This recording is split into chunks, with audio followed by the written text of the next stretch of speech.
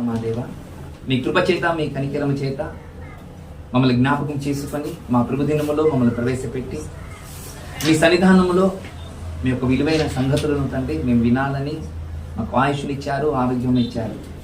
వీడానికి వచ్చిన మేమందరము, నేర్చుకోవడానికి వచ్చిన మేమందరము వాటి మాటల మీద, మీ మాటల మీద మేము శ్రద్ధ వహించి సాధన చేసుకొని మీరుండే మహాలోకానికి రాగలిగే భాగ్యాన్ని మాకు ప్రసాదించమని కోరుతూ, వింటున్న మీ పిల్లలకు మంచి ఆత్మ సహాయం దయచేయండి. చెబుతున్న నాకు మీ యొక్క ఆత్మ సహాయంతో ప్రతి మాట మీకు మహిమను కలిగే విధంగా మాట్లాడగలిగే భాగ్యాన్ని దయచేయమని యేసు క్రీస్తుల వారి నామమున ఈ ప్రార్థన అడిగి సమర్పిస్తున్నాను. పరలోకములు ఉన్న మా కన్న తండ్రి. ఆమేన్. ఒక మంచి ప్రేమ దేవుని వలన ప్రతి ఆదివారం నాడు మనం ఏదో కొన్ని విషయాలను, కొత్త విషయాలు మనం దేవుని వాక్యములను మనం పరిశీలించేస్తున్నాం. ఈ వారం కూడా నేను మత్తయి గారు రాసిన సువార్త 5వ అధ్యాయంలో నేను 14వ వచనము ధ్యానం చేయాలని అనుకున్నాను. కానీ అంతకన్నా ఒక మాట గుర్తుకొచ్చింది ప్రేమ దేవుని వల్ల. ఏ పాత నిబంధన అయితే మనకు చదవడానికి కష్టతరంగా కనబడుతుందో, ఆ మాటలు అర్థం చేసుకోవడానికి మనకు ఎలా కష్టతరంగా మనకు కనిపిస్తాయో, వినిపిస్తాయో, ఆలోచనకి మన సందేహం పడతామో, అలాంటి మాటలు ఒక ధర్మశాస్త్రములో, క్షమించండి, ఒక ధర్మశాస్త్రములో ఒక ఆజ్ఞను నేను ధ్యానం చేయాలని అనుకున్నాను. ధ్యానం చేసిన విధంగా ఈరోజు మీ ముందుకు నేను తీసుకుని రావడం జరిగింది. ఈరోజు ధర్మశాస్త్రం గురించి చెప్పమంటే ఖచ్చితంగా ప్రతి ఒక్కరు, ధర్మశాస్త్రంలో ఎన్ని ఆజ్ఞలు ఉన్నాయంటే,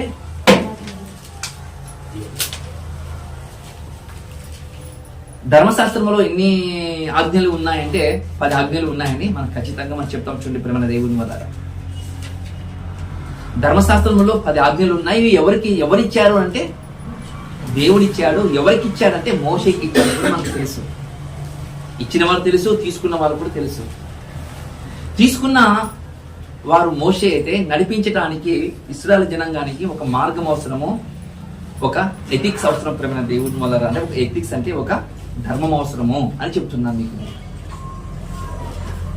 దేవుడు ఆ ధర్మశాస్త్రం ఎందుకు ఇచ్చాడంటే తన పిల్లలు తనతో నడవాలని, ఆ ధర్మశాస్త్రము వాళ్ళు ధ్యానం చేయాలని, ఈ ధర్మశాస్త్రము పాలు తేనెలు ప్రవహించు దేశానికి వెళ్ళిన తర్వాత ఇందులో ఏ ఒక్క ఆజ్ఞ మీరు తప్పిపోకుండా ఉండాలని ధర్మశాస్త్రము ఇచ్చాడు ప్రేమ దేవుని వల్ల. ఈ ధర్మశాస్త్రం ఎలా వచ్చిందో మీకు తెలుసు. 40 రోజులు ఆ సీనాయి పర్వతం మీద ఉన్నప్పుడు మోషే గారు భయంకరమైన ఉరుములతో, మెరుపులతో దేవుడు ప్రత్యక్షమయ్యి తాను రాయించిన 10 ఆజ్ఞలు అవి తీసుకుని రావడం మనకు కనబడుతుంది. అందులో ఒక ఆజ్ఞ మనకు ఈరోజు ధ్యానం చేద్దాం ప్రేమ దేవుడి వల్ల. ఒకసారి అందరు బైబిల్ తీయండి. నిర్గమకాండము 20వ అధ్యాయము 7వ వచనం జాగ్రత్తగా చూద్దాం. 20వ అధ్యాయము 7వ వచనం. నిర్గమకాండము 20వ అధ్యాయము 7వ వచనము చాలా జాగ్రత్తగా మనం చూద్దాం ప్రేమ దేవుని వల్ల. చూద్దాం ఒకసారి. 10 ఆజ్ఞలలో ఒక ఆజ్ఞ మనం ఈరోజు ధ్యానం చేస్తున్నాము. ఏంటిది ఆజ్ఞ అంటే గుర్తు చేసుకోండి. ఒక మాట చెప్తాను మీకు. నీ దేవుని యెహోవా నామమును వ్యర్థముగా ఉచ్చరించకూడదు. యెహోవా తన నామమును వ్యర్థముగా ఉచ్చరింపవాని నిర్దోషిగా ఎంచడు. ఒక మాట చూడండి ప్రేమ దేవుని వల్ల. ధర్మశాస్త్రం అంటే అది కేవలం ఇశ్రాయేలు ప్రజలకేనా? ఈరోజు యావత్ ప్రపంచానికి కూడా ఇది వర్తిస్తున్నది. మీరు గుర్తు చేసుకోవాలి ప్రేమ దేవుని వల్ల. ఎగ్జాంపుల్ మీకు అర్థం కావడానికి, 1 ఎంత? 2. ఏ దేశంలో అయినా సరే, ఏ రాష్ట్రంలో అయినా సరే 1 2 మారుతుందా? దేశం మారితే మారుతుందా? రాష్ట్రం మారితే మారుతుందా? కొన్ని కాలం మారితే మారుతుందా అని అడుగుతున్నాను. 1 1 2. నా కాలానికి 1 1 2. నా కూతురు కాలానికి 1 1 2. నా కూతుర్లకు కూడా 1 1 2. ఇది మారదు ప్రేమ దేవుని వల్ల. అలాగే ధర్మశాస్త్రంలో ఉన్నది ఒక ఆజ్ఞ మనము ఈరోజు ధ్యానం చేస్తున్నాము. ఏమని చెప్తుందంటే బైబిల్, నీ దేవుడైన యెహోవా నామమును వ్యర్థముగా ఉచ్చరించకూడదు. వ్యర్థముగా ఉచ్చరించకూడదంట. నిజంగా మనం దేవుడైన యెహోవా నామమును వ్యర్థముగా ఉచ్చరిస్తామా అంటే మనకు తెలిసినంత కాడికి మాత్రము మనం ఉచ్చరించాం. కానీ ఉచ్చరించటం వలన ఏమైనా నష్టమా అంటే అవునని బైబిల్ చెప్తుంది. ప్రేమ దేవుని వలన ఉచ్చరించటం వలన బైబిల్ చెప్తుంది మీకు నష్టము. ఎగ్జాంపుల్ మీకు అర్థం కావడానికి, మన అమ్మ నాన్నలు ఉన్నారనుకోండి. ఒకవేళ మన నాన్న ఉంటే వారి యొక్క పేరును పలు చోట్ల మనం వాడుతున్నాం, అనేక చోట్ల మనం వాడుతున్నాం. మంచి చోట వాడుతున్నాం, చెడ్డ చోట కూడా వాడుతున్నాం అనుకోండి. మంచి చోట వాడితే గౌరవం వస్తుంది, చెడు చోట వాడితే దూషణ వస్తుంది. వస్తుందా రాదా? నిజంగా వస్తుంది, దూషణ వస్తుందా? ఖచ్చితంగా దూషణ వస్తుందా రాదంటే, చెడ్డ చోట నీవు వాడితే ఖచ్చితంగా తల్లిదండ్రులకు దూషణ వస్తుంది. వాడు ఎలాంటి వాడురా, వారి అమ్మా నాన్నల పేరు చెప్పి బతుకుతున్నవాడురా, వారి అమ్మా నాన్నలకు బుద్ధి ఉండాలి అని ఒక దూషణ పాలయ్యే విధంగా ఈ సమాజం మాట్లాడుతుందా లేదా? ఖచ్చితంగా మాట్లాడుతుందని మీరు గుర్తు చేసుకోవాలి. ప్రేమ దేవుని ఖచ్చితంగా మాట్లాడుతుంది ఈ సమాజం. మరి వ్యర్థముగా ఉచ్చరిస్తే యెహోవా నామమును, యెహోవా పేరును, దేవుడు అనే పేరును వ్యర్థముగా ఉచ్చరిస్తే దూషించిన వాటితో సమానమా? ఖచ్చితంగా దూషించిన వాటితో సమానమా మనం గుర్తు చేసుకోవాలి. ప్రేమ దేవుని వల్ల మీకు ఇంకా బాగా అర్థం కాదు ఒక మాట అంటాను, మీకు నేను బాగా గుర్తు చేసుకోండి. యెహోవా అనే పదము, యెహోవా అనే మాట రాయడానికి భయపడిపోయేవారట. గ్రంథకర్తలు భయపడిపోయేవారని చూడండి ప్రేమ దేవుని వల్ల. ఏం పేరు రాయడానికి? యెహోవా అని పేరు రాయడానికి భయపడిపోయేవారట. అంటే పేరులో ఉన్న భయమా, ఆ పేరులో ఉన్న గుణము భయమా? ఆ పేరుకున్న, ఆ నామముకున్న గుణము భయం కలిగిస్తుంది ప్రేమ దేవుని వల్ల. అందుకే గ్రంథకర్తలు ఏం చేశారంటే తెలుసా, యెహోవా అని పేరు రాయటానికి వాళ్ళు ముందు ఏం చేసేవారంటే తెలుసా, స్నానాలు చేసి వచ్చి యెహోవా అని రాసేవారంట. వెంటనే యెహోవా అని పేరు మళ్ళీ వచ్చింది అనుకోండి, ఆ యెహోవా అని పేరు రాయడానికి భయపడి దేవుడు అని రాసేవారంట. చూడండి, యెహోవా అని పేరు రాయటానికి భయపడి వెంటనే ఏం రాసేవారంట, దేవుడు అని రాసేవారంట. చూడండి, అంత భయముతో ఆ మాట పలకటానికి, ఆ మాట రాయటానికి భయపడేవారట గ్రంథకర్తలు. ఈరోజు యెహోవా దేవుడు అంటే భయం ఉందో లేదో ఈ కొన్ని మాటల ద్వారా మనం ముందుకు తీసుకుని వెళ్దాం. బైబిల్ ఒక ఆజ్ఞ చెప్తుంది. ఏమని చెప్తుందంటే, నీ దేవుడిని యెహోవా నామమును వ్యర్థముగా ఉచ్చరించకూడదు, వ్యర్థముగా ఉచ్చరించు వానిని నేను ఎప్పుడుగా ఖచ్చితంగా దోషిగానే ఎంచుతాను, నిర్దోషిగా మాత్రం నా జీవితంలో నేను ఎన్నుకోను అంటున్నాడు ప్రేమ దేవుని వల్ల. వ్యర్థంగా ఉచ్చరించడం అంటే మాటికి కొన్ని సార్లు ఒక మాట మీకు నేను చెప్పాలి. దేవుడు దేవుడు అని మనం పలు సార్లు మనం మాట్లాడుతుంటాం. దేవుడు అనే పేరు పలుకుతుంటామా లేదా? ఖచ్చితంగా మనం పలుకుతుంటాం. యెహోవా అనే నామమును మనం ఖచ్చితంగా పలుకుతుంటాం. దేవుడు అనే నామమును మనం పలుకుతుంటాం ప్రేమ దేవుని వల్ల. ఒక మాట మీకు చెప్పాలనుకుంటున్నాను. ప్రార్థన చేసిన వాడు యెహోవా అంటాడు, ప్రార్థన చేయని వాడు కూడా యెహోవా అంటాడు.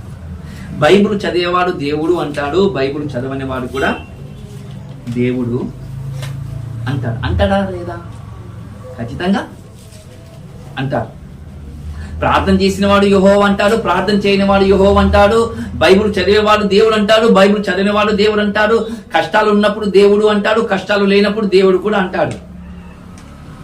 అంటే ఈ మాట మీకు ఎందుకు చెప్తున్నానంటే, ప్రార్థన చేసిన వాడు యెహోవానే, ప్రార్థన చేయని వాడు కూడా యెహోవానే. ప్రార్థన చేయని వాడు యెహోవా అని పేరెత్తితే దేవుని నామమును దూషించడంతో సమానమని గుర్తు చేసుకోండి. దేవుని నామాన్ని దూషించినట్టు గుర్తు చేసుకోండి మన దేవుని వల్ల. అందుకే మీకు ఒక మాట మీకు చెప్పాలనుకుంటున్నాను. ఆ గడేసేసాను, పెద్ద వస్తుంది. ఓకే, అర్థమవుతుందా? బాగా గుర్తు చేసుకోండి. యెహోవా నామమును వ్యర్థముగా ఉచ్చరించకూడదు. కొన్నిసార్లు మనం ఉచ్చరిస్తుంటాం. ఎక్కడంటే, మాకు దేవుడు ఉన్నాడు లేండి అని అంటుంటాము. ఈ మాట ఎవరనాలి?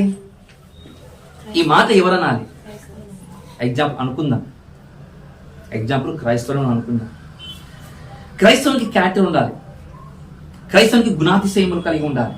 ఇప్పుడు గుణాతిశయములు లేనివాడు కూడా దేవుడు ఉన్నాడు లేండి అని అంటే దానికి అర్థం యెహోవా నామమును దేవుని నామమును దూషించిన వారితో సమానమని గుర్తు చేసుకోవాలి ప్రేమ దేవుని వల్ల. ఎవరు ఈ మాట అనాలి? నాకు దేవుడు ఉన్నాడనే మాట ఎవరన్నా తెలుసా?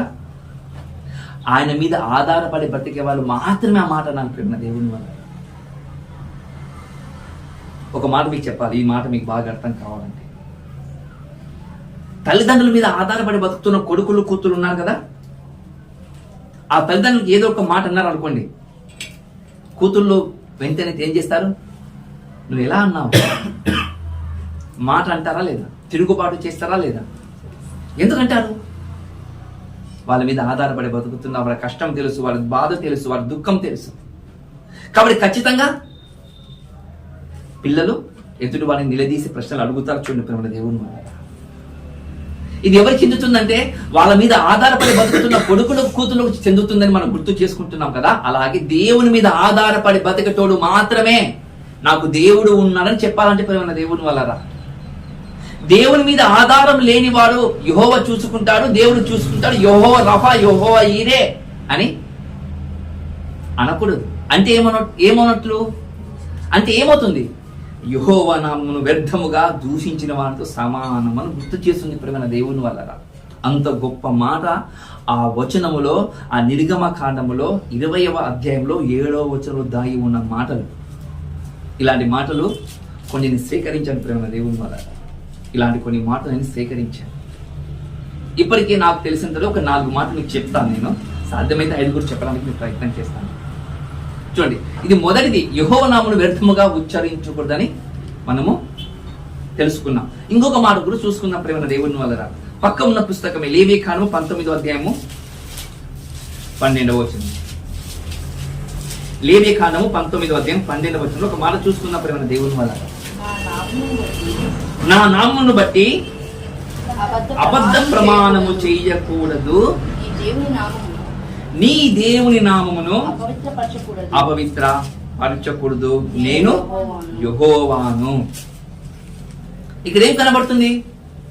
లేవీకాండము 19వ అధ్యాయము 12వ వచనంలో ఒక మాట కనబడుతుంది. ఇలా చేసి దేవుని నామాన్ని దూషించినట్టు అని చెప్తుందంట బైబిల్. ఏమని చెప్తుందంటే, నా నామమును బట్టి అబద్ధ ప్రమాణము చెయ్యకూడదు. అబద్ధ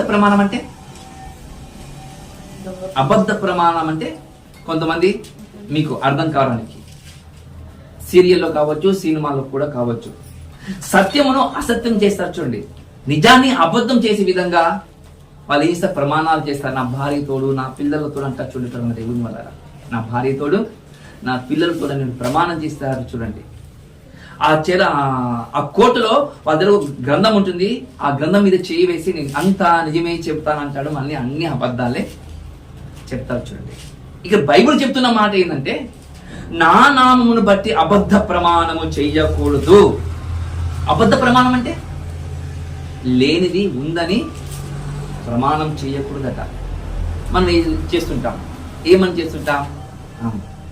నిజంగా భూమితోనండి, నిజంగా భూమితోనే అంటారు. చూడండి దేవుడు అంటే నాకు కొద్దిగా ఒక చిన్న సమస్యలు వచ్చినప్పుడు ఒక ఆయన భూమితోడు నా ఎదుట అన్నాడు ప్రేమ దేవుడు వల్ల. భూమితోడు అన్నాడు. భూమితోడు అంటే సరిపోతుందా? సరిపోదు. అంటే నేను అనలేదని భూమి మీద ఒట్టేసుకున్నాను. అన్నాడు, విన్నారు వారు కూడా ఉన్నారు, నా ఎదుట చెప్పిన కూడా అనలేదని భూమి మీద ఒట్టేసుకున్నారు. చూడండి, ఎప్పుడు వేసుకుంటారు తెలుసా? ఒట్టు మన తప్పును లెక్కించేటప్పుడు, మన తప్పును ఎత్తి చూపించేటప్పుడు, మనకి ఏదైనా ఒక అపాయం వచ్చేటప్పుడు మనం ఏం చేస్తాం తెలుసా? అబద్ధములు ప్రమాణం చేస్తాం ప్రేమ దేవుడు. అబద్ధ ప్రమాణం చేస్తాం. చూడండి, ఒకవేళ పోలీసులు వచ్చి కొట్టడానికి వచ్చారనుకోండి, మనం ఇక్కడ చర్చికి వచ్చాం, ప్రార్థన చేసుకుంటాం. ఈ స్థలం ఒక బహిరంగంగా మన చర్చి కోసం ప్రార్థన చేసుకుంటున్నాం. నువ్వు ఎందుకు వచ్చారు సార్? ఓకే, ఏమో అలా వినటానికి ఏదో చెప్తున్నారని వినటానికి వచ్చిన అంటారు. ఏదో చెప్తుంటే వినటానికి వచ్చినా సార్, నిజంగా సార్ ఒట్టు సార్ అంటారు పోలీసులు ఎదుట. కాబట్టి కొడతారు కాబట్టి వాళ్ళు ఒట్టు అంటారు. చూడండి ప్రేమ దేవుని వల్ల. బైబిల్ తీసుకొచ్చుకున్నావు, నోట్బుక్ తీసుకొచ్చుకున్నావు, చెప్పింది రాసుకోవాలనుకున్నావు, మళ్ళీ నువ్వేమంటున్నావు ఇక్కడ? ఓకే, వినటానికి వచ్చాను సార్, అంతే సార్ అని అంటారు. చూడండి ప్రేమ దేవుని వల్ల. అంటే అలా అనేవారు కూడా ఉన్నారంటే ఉన్నారు, అలా అనేవారు కూడా ఉన్నారని గుర్తు చేసుకోండి ప్రేమ దేవుని వల్ల. ఇంకా బాగా చెప్పమంటారా? కొంతమంది ఆకాశంతో అంటారు, కొంతమంది బైబుల్తో అంటారు, కొంతమంది దేవునితో అంటారు, కొంతమంది సంఘముతో అంటారు ప్రేమ దేవుని వల్ల. మరికొంతమంది నా పిల్లలతోడు, మరికొంతమంది నా తల్లిదండ్రులతోడు, నా భార్యతోడు, నా భర్త తోడు అంటారు ప్రేమ దేవుని వల్ల. అబద్ధ ప్రమాణం చెయ్యకూడదు, అబద్ధ ప్రమాణము చేయకూడదు. ఈరోజు చేస్తారంటే చేస్తారు. ఒట్టయ్యా, నీ మీద ఒట్టయ్యా, నా మీద ఒట్టయ్యా, పిల్లల మీద ఒట్టయ్యా అని అంటారు. అంటప్పుడు మనం వెంటనే ఏమనుకోవాలంటే యెహోవా నామమును దూషిస్తున్నారని గుర్తు చేసుకోవాలి కదా దేవుని. ఇంకా మీకు సార్ అమ్మ నాన్న మీద ఒట్టేస్తే, పిల్లల మీద ఒట్టేస్తే, భార్య మీద ఒట్టేస్తే అది ఇలా ఈ దేవుని నామాన్ని దూషించినట్లు అవుతుంది సార్ అని ఒకవేళ మీరు ఆలోచన చేస్తే ఒక చిన్న ఎగ్జాంపుల్ చెప్తాను. గర్భఫలము ఇచ్చిన బహుమానం మీద ఏం చేస్తున్నావు? అబద్ధ ప్రమాణం చేస్తున్నావు. యెహోవా నామమును దూషించడంతో సమానమా కాదా? కదా? భర్తనిచ్చాడు దేవుడు కదా, భర్తనిచ్చాడు దేవుడు. అలా భర్తనిచ్చినప్పుడు భర్త మీద ఒట్టేస్తున్నామంటే యెహోవా నామమును దూషించిన వాటితో సమానం కాదా? భార్యనిచ్చాడు దేవుడు, భార్య మీద ఒట్టేస్తున్నాం. భార్య ఇచ్చింది దేవుడు కాదా? జత కలిపింది దేవుడు కాదా? కానీ భార్య మీద ఒట్టేసే వాళ్ళు ఉన్నారు, భర్త మీద ఒట్టేసే వాళ్ళు ఉన్నారు, పిల్లల మీద ఒట్టేసే వాళ్ళు ఉన్నారు, బైబిల్ మీద ఒట్టేసే వాళ్ళు కూడా ఉన్నారు, ఆకాశంతోడు భూమితోడు అనేవారు కూడా ఉన్నారు మన దేవుని వల్ల. అది గుర్తు చేసుకుంటున్నాడు. నా నామమును వ్యర్థముగా ఉచ్చరిస్తే అది దూషణ అవుతుంది. నా నామమున నువ్వు అబద్ధ ప్రమాణం చేసావనుకో అది కూడా దూషణ అవుతుంది అంటున్న ప్రేమ దేవుని వల్ల. మనం చెప్పలేనప్పుడు, వినలేనప్పుడు మనం ఏం చేయాలంటే బైబిల్ ఒక మాట చెప్పింది, అవునంటే అవును, కాదంటే కాదు, అదే పలకాలి. ప్రాణం పోయినా అవునంటే అవును, కాదంటే కాదు అని చెప్తారంటే చెప్పరు ప్రేమ దేవుని వల్ల, చెప్పరు ప్రేమ దేవుని వల్ల. సమయాన్ని బట్టి, సందర్భాలను బట్టి నువ్వు అబద్ధ ప్రమాణం చేస్తున్నావు అనుకో, నీ ఇక్కడి కాడికి, నీ పీకల కాడికి నీ ఎదుట ఒక కార్యం జరిగింది అనుకోండి. నువ్వు అబద్ధ ప్రమాణం చేస్తే ఎలా ఉంటుంది? నువ్వు క్రైస్తవుడివి, నువ్వు బైబిల్ పట్టుకున్న వాడివి, నువ్వు అబద్ధ ప్రమాణం చేస్తే దేవుని ఏం చేసినట్టు తెలుసా? దూషించిన వానితో సమానము. అందుకంటారు యెహోవా నామమును వ్యర్థముగా ఉచ్చరించు వాని నేను ఎప్పుడు జ్ఞాపకం చేసుకోనను అంటున్నాడు ప్రేమ దేవుని వల్ల. ఎప్పుడు వానికి నేను నిర్దోషిగా ఎంచాను, వాడు దోషే నా ఎదుట, నా కళ్ళ ఎదుట వాడు దోషే చచ్చేంత వరకు దోషే అంటాడు ప్రేమ దేవుని వల్ల. చచ్చి నంత వరకు దోషే, వాడు తప్పుడు ఓడే అంటాడు దేవుడు. ఇది రెండవది. మొదటిది మనం విన్నాం, వ్యర్థముగా ఉచ్చరించకూడదు. ఇక్కడ రెండవది అబద్ధ ప్రమాణము చెయ్యకూడదు అని కూడా మనం విన్నాం ప్రేమ దేవుని. మరొక సందర్భం కూడా ఉంది, ఆ సందర్భం కూడా మనం ఆలోచన చేద్దాం. మూడోది ఏంటంటే ఒక విశ్వాసి ప్రేమ దేవుని వల్ల, ఒక విశ్వాసి ఇరుగురు పెళ్లి చేసుకున్నారంట.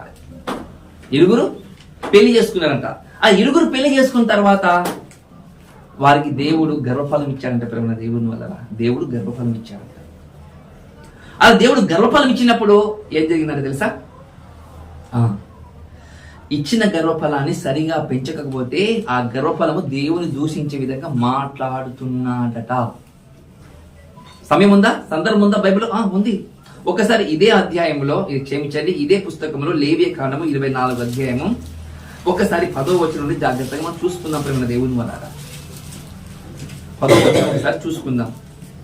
ఇశ్రాయేలురాలకు ఒక స్త్రీకి ఐగుప్తుడికి ఒక పురుషునికి పుట్టిన వాడొకడు ఇశ్రాయేలు మధ్యకు వచ్చాను.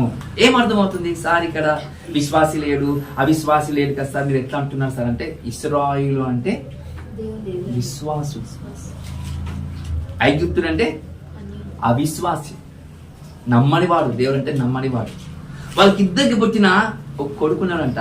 వాడు సమాజం మధ్యలోనికి వచ్చాడంటే ప్రేమ దేవుని వల్ల. సమాజం మధ్యలోనికి అంటే ఇశ్రాయేలు సమాజం మధ్యలోనికి వచ్చారంట. ఇశ్రాయేలు మధ్యలోకి వచ్చారంటే ప్రేమ దేవుని వల్ల.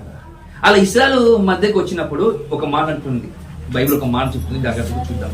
ఇశ్రాయేలు కుమారునికి ఒక ఇశ్రాయేలునికి పల్లెంలోనికి పోరు పడగా ఆ ఇశ్రాయేలు రాలి కుమారుడు యెహోవా నామమును దూషించి శపింపగా జనులు మోషే యొద్దకు వారిని తీసుకొని వచ్చింది. చూడండి ఇక్కడ ఏం చెప్తుందంటే, ఒక ఐగుప్తునికి ఒక ఇశ్రాయేలునికి పుట్టిన కుమారుడు ఇశ్రాయేలు సమాజం మధ్యలో వచ్చి వాడు యెహోవా నామమును దూషించే విధంగా యెహోవా నామమును వాడు శపిస్తున్నాడట. ఎప్పుడైతే శపిస్తున్నారో, ఎప్పుడైతే దూషిస్తున్నాడో, ఎవరైతే ఇశ్రాయేలుకు ఐగుప్తుకు పుట్టిన కుమారుని తీసుకొని వచ్చి మోషే ఎదుట ఉంచారట. ప్రేమ దేవుని వల్ల మోషే ఎదుట ఉంచారని చూడండి. అలా మోషే ఎదుట ఉంచినప్పుడు మోషే ఏమంటున్నాడు తెలుసా? వెంటనే చూడండి, వాని తల్లి పేరు షెలోమీతు, ఆమె దాను గోత్రికురాడైన దిబ్రి కుమార్తె. యెహోవా ఏమి సెలవిచ్చినో తెలుసుకున్న వరకు వానిని కావలిలో ఉంచిరి. ఇంతకు దేవుడు ఏమని సెలవియాలనో అప్పటి వరకు కావలిలో ఉంచాలంటే ఇంట్రాగేషన్ చేస్తున్నారంట. నువ్వు ఎందుకోసం ఇలా మాట్లాడు, నువ్వు ఎందుకోసం నువ్వు ఇలా చేస్తున్నావని ఆలోచన చేశారంటే ప్రేమ దేవుని వల్ల. అలా చేసినప్పుడు యెహోవా నామమును దూషించువాడు మరణశిక్ష నొందవలెను, సర్వ సమాజాలతో కొట్టి వాడిని చంపాలి అని బైబుల్ చెప్పిందంట. యెహోవా చెప్పాడంట. చూడండి, తల్లిదండ్రులైన వారు పిల్లలను సరైన క్రమంలో నేర్పించకపోతే వారు పెరిగి పెద్దగంత ఏమంటారు సార్? దేవుడు లేడు అంటారు. దేవుడు లేడు అంటే యెహోవా నామమును దూషించిన వారితో సమానము. దేవుని దూషించినట్లు, దేవుని తిట్టినట్లు అని గుర్తు చేసుకోండి ప్రియమైన దేవుని వల్ల. చూడండి, ఈ రోజు యెహోవా నామమును దూషించే విధంగా ఈ రోజు పిల్లలు మాట్లాడుతున్నారు. దానికి కారణం ఎవరు? తల్లిదండ్రులు. యెహోవా నామమును దూషించే విధంగా ఈ రోజు మాట్లాడుతున్నారు పిల్లలు అంటే దానికి కారణం ఎవరు తెలుసా? తల్లిదండ్రులు. ప్రార్థన చేయలేకపోతున్న దానికి కారణం ఎవరంటే తల్లిదండ్రులు. బైబిల్ చదవలేకపోతున్నారు దానికి కారణం ఎవరంటే తల్లిదండ్రులు. దేవుడు అంటే భయం లేకుండా పోయారంటే దానికి కూడా కారణం తల్లిదండ్రులే ప్రేమ దేవుని వల్ల. తల్లిదండ్రులు చూడండి, ఎగ్జాంపుల్ మీకు అర్థం కావాలి, ఇంకా బాగా మీకు అర్థం కావడానికి. ఈరోజు కొంతమంది తల్లిదండ్రులు ఉంటారు ప్రేమ దేవుని వల్ల. కొంతమంది తల్లిదండ్రులు ఏం చేస్తారు తెలుసా? కొడుకు ప్రార్థన చేయమని తల్లి చెప్తుంది, నాన్న ప్రార్థన చేయరా, దేవుని సన్నిధిలో కూర్చొని అంటాడు. తండ్రి కొద్దిసేపు ప్రార్థన చేసుకొని పోరా అని తండ్రి కూడా అంటారు. చూడండి, తల్లి అంటుంది ప్రార్థన చేసుకోమని, తల్లి అంటుంది కొడుకుకు, అదే తండ్రి అంటున్నాడు కొద్దిసేపు ప్రార్థన చేసుకొని పోరా అని తండ్రి కూడా ఉంటారు. చూడండి, అంటే ఇరుగురు వాని సరైన మార్గంలో నడిపించలేకపోతున్నారంట. అలా నడిపించలేని వాడే వీడు.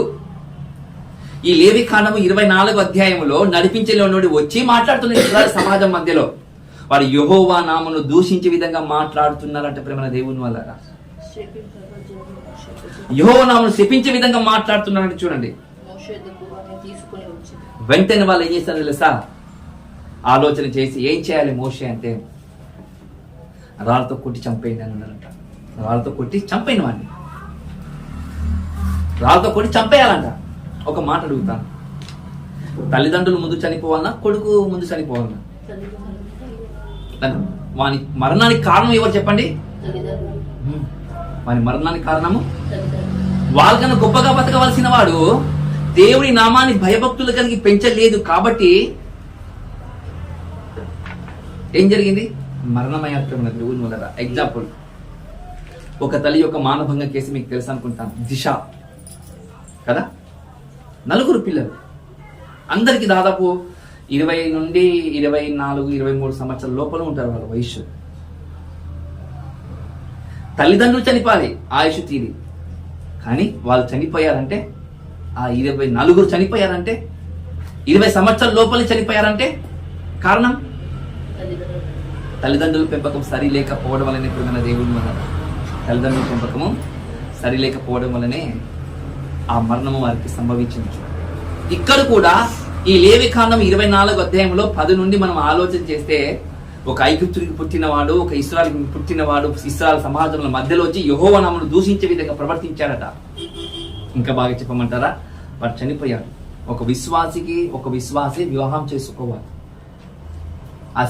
అవిశ్వాసికి వివాహం చేసుకుంటే ఏం జరుగుతుందంటే ఇలాగనే జరుగుతుంది ప్రేమ దేవుని వల్ల. ఈ వివాహ విషయంలో నాకు ఒక బ్రదర్ అన్న ఒక మాట చెప్పాను, సునీల్ అన్న. ఏమని చెప్పాడంటే, వివాహం ఎవరైనా చేసుకోవాలంటే ముందు ఆయన పని మీద మనసు పెట్టండి అన్నాడు. అన్నా నీకు వివాహం కావాలి, నేను ఆత్మీయ సౌరుడు పెళ్లి గురించి మీరు కొద్దిగా పాపాలు వెతకని అన్న మీరంటే ఖచ్చితంగా చెప్తాను బ్రదర్, కానీ ముందు మీరు ఆయన పరిచర్యలో మీరు నిమగ్నం కండి అని అంట. చూడండి, ఆయన పరిచర్యలో నిమగ్నం కండి అని అంట. ఆ మాట చెప్పేటప్పుడు నేను, సునీల్ అన్న, కొంతమంది మా యొక్క ఆత్మీయ సహోదరులందరూ కారులో ఉన్నాను. క్రీస్తు విప్లవం, క్రీస్తు ప్రేమ విప్లవం అని క్యాసెట్ రిలీజ్ అయ్యేటప్పుడు అందరం గద్వాల నుంచి కర్నూలుకి వెళ్ళిపోయిన ప్రేమ దేవుని ముందర అప్పుడు జరిగిన సందర్భం చూడండి. ఎప్పుడైతే పరిచర్యలో పాలిభాగస్తుడిగా ఉన్నాడో నా ఆత్మీయ సహోదరుడు మంచి భార్య వచ్చింది, మంచి భార్య వచ్చింది. భార్య రావడమే కాదు, ఆ భార్యకు మంచి ఉద్యోగం కూడా వచ్చింది. ఇద్దరు కలిసి ఉద్యోగాలు చేసుకుంటున్నారు. ఇప్పుడు ఒక కొడుకు ఒక కూతురు వాళ్ళకు. అంటే ఇక్కడ మనం ఏం కనబడుతుందంటే ఒక విశ్వాసికి వివాహం చేసుకుంటే వారి జీవితము పరిపూర్ణమవుతుందని గుర్తు చేసుకోవాలి. ఇక్కడ ఉన్న దేవుని వల్ల భర్త విశ్వాసిగా ఉండి భార్య అవిశ్వాసురాలుగా ఉంటే, భర్త ప్రార్థన పరుడుగా ఉండి భార్య ప్రార్థన పరురాలుగా లేకపోతే కుటుంబాల్లో ఖచ్చితంగా జగడమే, సమస్యలే వస్తాయి. చూడండి, ఒకరు ఆలోచన చేసుకునే విధంగా ముందుకు నడుస్తారు ప్రేమ దేవుని వల్ల. ఇద్దరు ఏకాత్మతో నడవగలిగితే, దేవుళ్ళో ఇద్దరు ఏకాత్మతో నడిస్తే, ఇరుగురు ఒకే ఆత్మతో నడిస్తే కుటుంబంలో సమస్యలు రావు, కష్టాలు రావు. వచ్చిన ఏకతాత్పర్యంతో ముందుకు నడుస్తూ ఉంటారు. చూడండి, భార్య భర్త. ఎందుకంటే ప్రార్థన చేసిన తర్వాత, బైబిల్ చదివిన తర్వాత వెంటనే ఒకడు వచ్చేస్తాడు, కనిపించని వాడు వచ్చేసి మన హృదయాలను రేకెత్తించే విధంగా మాట్లాడతారు. ఇరుగురు భార్య భర్తలు ప్రార్థన చేసుకున్నారు అనుకోండి, అర్థం చేసుకుంటారు. అర్థం చేసుకుని ఏం చేస్తారు? ఈ దుష్టుని కార్యము అది గుర్తు చేసుకుని ఒకరు తగ్గించుకొని ఒకరు పని చేసుకుంటూ వెళ్ళిపోతారు. చూడండి పరమ దేవుని వల్ల. అందుకే బైబిల్ చెప్తుంది, ఎవరైనా సరే తల్లిదండ్రులైన వారు మీ పిల్లలను దేవుల్లో పెంచకపోతే నీవు నమ్ముకున్న దేవుని దూషించిన వారితో సమానం అని చెప్తుంది పరమ దేవుని వల్ల. నువ్వు సరైన మార్గంలో నువ్వు పెంచకపోతే నువ్వు దేవుని ఖచ్చితంగా దూషించిన వారితో సమానమని బైబిల్ చెప్తుంది పరమ దేవుని వల్ల. మరొక విషయం కూడా మీకు చెప్పడానికి నేను ప్రయత్నం చేస్తాను. సామెత గ్రంథము 30వ అధ్యాయం చూడండి ఒకసారి. సామెత గ్రంథము 30వ అధ్యాయము 8-9 వచనాలు. 30వ అధ్యాయము 8-9 వచనాలు జాగ్రత్త చూసుకున్నాం ప్రేమ దేవుని వల్ల. ఒక భక్తుడి విధంగా అంటున్నాడంట, దేవా నేను చనిపోక ముందు నాకు 2 వరాలు ఇవ్వు, 2 వరాలు నాకు ఇవ్వు. భక్తులు అంటున్నాడంట, నేను చనిపోక ముందు 2 వరాలు నాకు. అది ఏంటిదంటే, వ్యర్థమైన వాటిని అబద్ధము నాకు దూరంగా ఉంచము, పేదరికమైనను ఐశ్వర్యం నాకు దయచేయకము, తగినంత ఆహారం నాకు దయచేయము అని అంటారు. చూడండి దేవుని వల్ల. ఎక్కువైన ఎడలా నేను కడుపు నుండి యెహోవా ఎవడని నేను అంటానేమో, నాకు తక్కువైంది అనుకో, నేను పేదరికం ఉన్నాననుకో, నేను దేవుని దూషించే విధంగా నేను నిలబడతానేమో అని ఒక భక్తుడు చెప్తున్న మాట చూడండి దేవుని వల్ల. ఈరోజు క్రైస్తవులు కావాలి కావాలి కావాలని ప్రార్థన చేస్తుంటారు. చూడండి, నాకు డబ్బు కావాలి, నాకు ఐశ్వర్యం కావాలి, నాకు ఉద్యోగం కావాలి, నాకు ఇది కావాలి అది కావాలనే వారు ఈరోజు క్రైస్తవ సమాజంలో పుట్టగొడుగులాగా ఉన్నారు. పుట్టగొడుగులాగా బోధ జరుగుతూనే ఉంది. అడగండి దేవుడు ఇస్తాడు, అడగండి దేవుడు ఇస్తాడని బైబిల్ చెప్తుంది. ఒక భక్తుడు అంటున్నాడు, ఏమని అంటున్నాడు సార్? భక్తుడు ఈ విధంగా అంటున్నాడు, ఏమని? నేను చచ్చిపోక ముందు 2 వరాలు నాకి, నేను బీదవాన్ని, నేను ఐశ్వర్యవంతుగా నా జీవితంలో ఎప్పుడు నన్ను చెయ్యొద్దు, అంటే నన్ను మధ్య వ్యక్తిగానే చెయ్యి. ఒకవేళ నేను డబ్బు సంపాదించుకొని నేను కడుపు నిండగా తిని యెహోవా ఎవడు అని అంటానేమో, యెహోవా ఎవడని నేను అంటానేమో, ఒక దారిద్ర దిశకు అంటే నేను పేదరికంకు నేను దిగిజారిపోయాను అనుకో, అప్పుడు నిన్ను దూషిస్తానేమో. కాబట్టి నేను అలా చేయకు, నాకు ఇలా అనుగ్రహించు దేవా అని ఒక భక్తుడు కోరుకుంటున్నట్టు చూడండి దేవుని వల్ల. నిజంగా ఈరోజు దేవుని దూషించము అనుకుంటున్న వాళ్ళు చాలా మంది ఉన్నారు, కానీ దేవుని దూషిస్తారు. చూడండి, కడుపు నిండగా 3 పూటలు ఉండి, కంటి నిద్ర ఉండి, ఒంటి నిండగా బట్టలు ఉంటే చర్చికి ఎవరైనా వస్తారా? చర్చికి వస్తారు? ఎవరు రారు. చర్చికి ఎవరు రారు. కష్టాలు ఉన్నప్పుడు, బాధలు ఉన్నప్పుడు, దుఃఖములు ఉన్నప్పుడు, ఆర్థిక ఇబ్బందులు ఉన్నప్పుడు బైబిల్ పట్టుకోలేని వారు బైబిల్ పట్టుకుంటారు, ప్రార్థన చెయ్యని వారు మోకాల మీద నిలబడి ప్రార్థన చేస్తారు. చూడండి, ఉన్నప్పుడు ఒకలాగా, అలా ఉన్నామనుకో యెహోవా నామమును దూషించిన వానితో సమానము అని బైబిల్ చెప్తుంది. చూడండి ప్రేమ దేవుడు వల్ల బైబిల్ చెప్తుంది.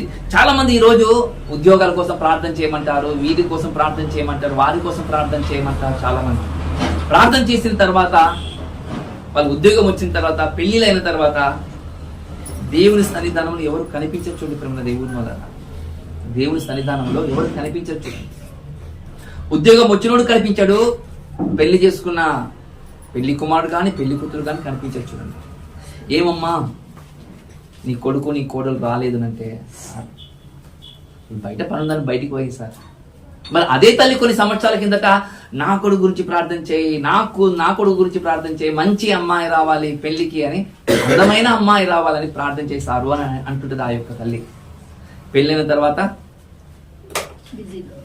చూడండి, ఈరోజు సమాజం లేదా అంటే ఉంది, అలాగుంది సమాజం. ప్రేమ దేవుని వల్ల అందుకే బైబిల్ చెప్తుంది, నన్ను ధనవంతులుగా వద్దు, నన్ను బీదవానిగా చేయొద్దు. అంటే జీవితం ఎలా ఉండాలంటే సామరస్యంగా, మధ్య వ్యక్తిగా, మధ్యలోనే మన జీవితాన్ని, మధ్యతర కుటుంబంలోనే మన జీవితాలను ముందుకు నడిపించాలని దేవుడు ఆశపడుతున్నాడు. క్రైస్తవుడు ధనవంతుడు అయ్యారనుకోండి, వానికి ఖచ్చితంగా ఆ ధనమే వానికి కీడుకు మూలమవుతుందని గుర్తు చేసుకొని ప్రేమ దేవుని వల్ల. ధనం ఎక్కువైతే కోరికలు ఎక్కువైతాయి, కోరికలు ఎక్కువైతే ఆ కోరికల మీద తీర్చడానికి సమయం కూడా ఎక్కువవుతుంది. చూడండి, ఆ కోరికల మీద తీర్చుకోవడానికి సమయం కూడా తీర్చుకుంటాం. చూడండి, చేసుకోమా మనం?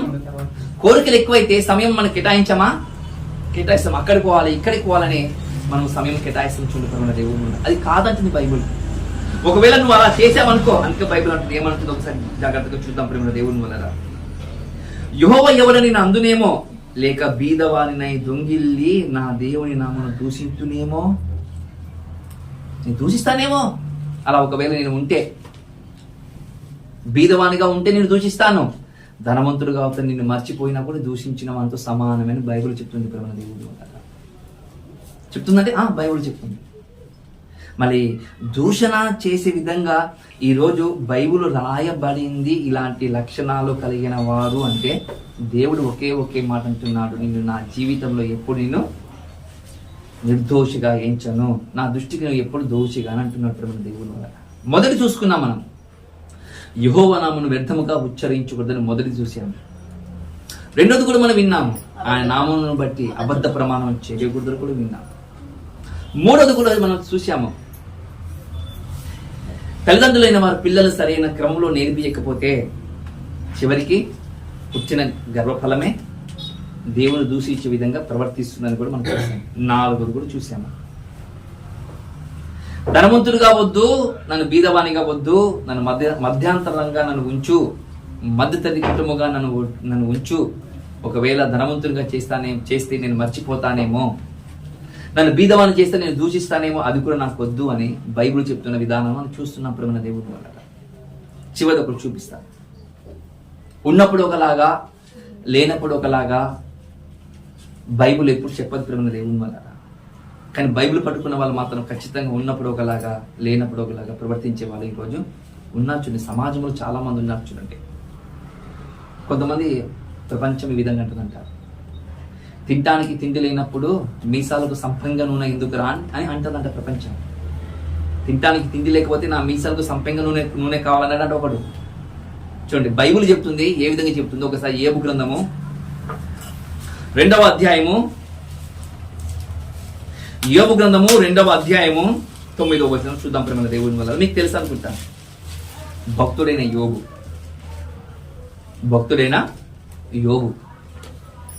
కదా, భక్తుడైన యోబు భార్య ఉన్నప్పుడు ఎలా గొర్రెలున్నాయి, ఎద్దులున్నాయి, ఒంటలున్నాయి, గాడిదలున్నాయి, పని వాళ్ళు ఉన్నారు, కొడుకులు ఉన్నారు, కూతులందరూ ఉన్నారు.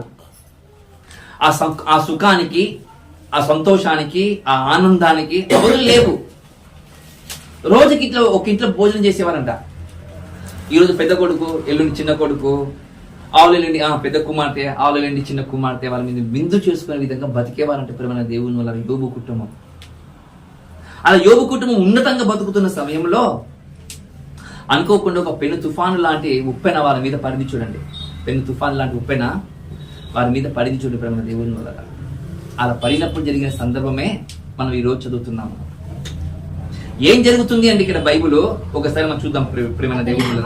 అతని భార్య వచ్చి నువ్వు ఇంకను యథార్థత వదలకుందువా, దేవుని దూషించి మరణము కమ్మని చెప్పిందంట. చూడండి ప్రేమ దేవుని వల్ల భార్య చావు. ఎందుకన్నది ఆ మాట? ఉన్నప్పుడు మాత్రం ఆ మాట అనలేదు. ఉన్నప్పుడు భార్య భర్తలకు మధ్య విభేదాలు రాలేదు. ఉన్నప్పుడు సుఖంగా ఉన్నప్పుడు విభేదాలు రాలేదు. బాగా ఆస్తి ఉన్నప్పుడు విభేదాలు రాలేదు.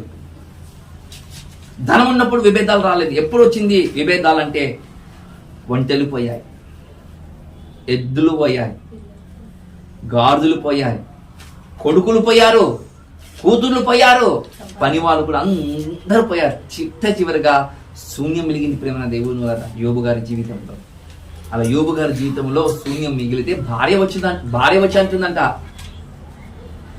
అన్ని పోయాయి కదా, ఒక్కసారి దేవుని దూషించి సావకూడదారా అంటుందంట. భార్య అంటుందంట, ఇంకా వదలవా దేవుణ్ణి? నేను వదిలిపెట్టాను, దేవుని దూషించాను, తిట్టాను, నేను దేవుణ్ణి తిట్టి, ఇప్పుడు నువ్వు తిట్టే సమయం వచ్చేసింది. తిట్టేసి దేవుని నువ్వు తిట్టి చావురా అంటుంది. చూడండి, తిట్టి నువ్వు చావురా అని భార్యనే వచ్చి భర్తకు అంటున్న మాట. చూడండి పిల్లల దేవుని వల్ల భార్యనే వచ్చి భర్తకు అంటున్న మాట. ఉన్నప్పుడు అనలేదు, లేనప్పుడే ఈరోజు ఆ తల్లి మాట్లాడుతుంది. అలాంటి వాళ్ళు ఉన్నారేమో సమాజంలో, అలాంటి వారు కుటుంబంలో భార్యలు భర్తలు ఉన్నారేమో అలా మాట్లాడేవారు. ఒకవేళ ఉన్నారనుకోండి, ఉంటే బైబిల్ చెప్తుంది నువ్వు దేవుని నామాన్ని దూషించిన వాటితో సమానం అంటుంది మన దేవుని వల్ల.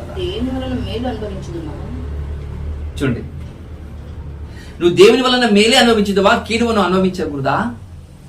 యెహోవా ఇచ్చెను, యెహోవా తీసుకుని. మనం ఈరోజు అంటామా? అనం ప్రేమ దేవుని వల్ల. ఒకేసారి ఒకరి తర్వాత ఒకరు మన పిల్లలు చనిపోతే మనం అంటామా? ఒకరి తర్వాత ఒకరు మన ఇంట్లో దొంగతనం జరిగిందని ఒప్పుకుంటామా? ఒకరి తర్వాత ఒకరు మంచం మీద పట్టి మనం ఒప్పుకుంటామా? వెంటనే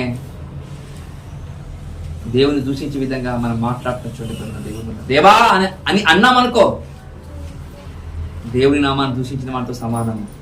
దేవా నీ చిత్తం జరుగునుగాక అని అన్నామనుకోండి, అది క్రైస్తవుని యొక్క గుణం పెరిగిన దేవుని మాట. అది క్రైస్తవుని యొక్క గుణం. చూడండి, అందుకే మనం ఈరోజు నిర్గమకాండము 20వ అధ్యాయము 7వ వచనంలో పెట్టుకున్న అంశం ఏంటంటే, యెహోవా నామమును వ్యర్థముగా ఉచ్చరించకూడదు, ఉచ్చరిస్తే పాపములో మనం పడిపోతామని గుర్తు చేసుకోండి. మన దేవుని వల్ల పాపములో మనము పడిపోతాం.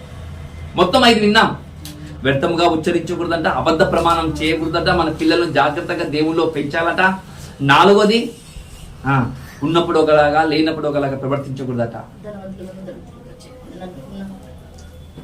చూడండి, 5వది చివరిగా యోబు గారి జీవితం విషయం. కష్టాలలో, బాధల్లో, ఇరుకుల్లో, ఇబ్బందుల్లో భార్యనే తోడుగా ఉండవలసిన భార్య, భర్తనే తోడుగా ఉండవలసిన భర్త ఈరోజు భార్యను చీదరించే విధంగా, భర్తను చీదరించే విధంగా ఈరోజు కుటుంబాలు ఉన్నాయి అనుకోండి. క్రైస్తవ కుటుంబాలు మీ మనసులో గుర్తుపెట్టుకోండి ప్రేమ దేవుని వల్ల. మీరు దేవుడైన యెహోవా నామమును దూషించుచున్నారు, మీరు పాపములో ఉన్నారు, శిక్ష ఖచ్చితంగా తప్పదని గుర్తు చేసుకోండి. శిక్ష ఖచ్చితంగా తప్పదు, మీరు గుర్తు చేసుకోవాలి ప్రేమ దేవుని వల్ల. మనం ఇన్ని చేస్తున్నా కూడా మన దేవుడు మన మీద ఇంకా కృప చూపిస్తుంటే మారుతామేమో, మారడానికి దేవుడు ఈ వారం మనకు అవకాశం ఇచ్చాడేమో అని గుర్తు చేసుకొని మన దేవుని యందు భయభక్తులు కలిగి బ్రతకాలని ప్రభునామను కోరుకుంటూ ఈ కొద్ది మాటలు ముగిస్తున్నా. కళ్ళలోంచుకుంటే ప్రార్థన చేసుకున్నాం.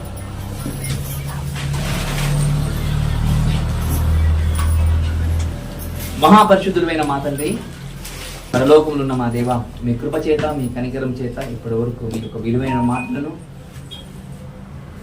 మాకు వినిపించారు. మీ నామమును వ్యర్థముగా ఉచ్చరించకూడదంట, మీ నామను వ్యర్థముగా అబద్ధ సాక్ష్యం పలకకూడదు, అబద్ధ ప్రమాణం చేయకూడదట. తల్లిదండ్రులైన పిల్లలను మీ యందు భయభక్తులు కలిగి పెంచాలట.